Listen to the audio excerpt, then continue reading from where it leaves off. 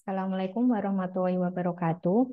Perkenalkan, nama saya Syafira Fauziah Unsa dari Program Magister Matematika Universitas Gadjah Mada.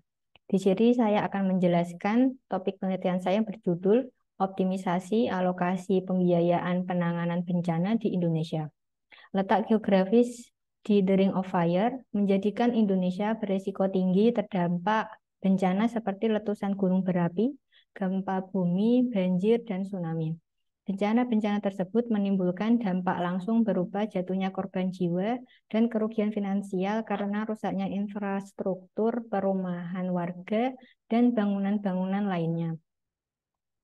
Selain dampak langsung, bencana juga dapat menimbulkan dampak tak langsung.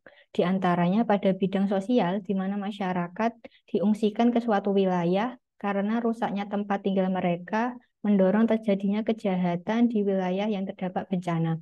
Pada bidang ekonomi, rusaknya infrastruktur di wilayah terdampak mengakibatkan terganggunya aktivitas ekonomi di wilayah tersebut, hingga hilangnya mata pencaharian warga.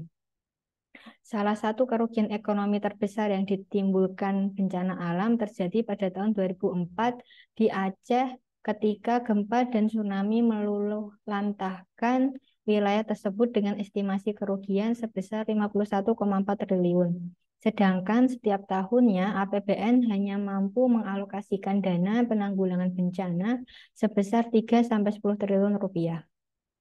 Terdapat kesenjangan atau gap pada pembiayaan penanganan bencana sebesar 22,85 triliun jika bercermin pada kejadian gempa dan tsunami di Aceh tersebut.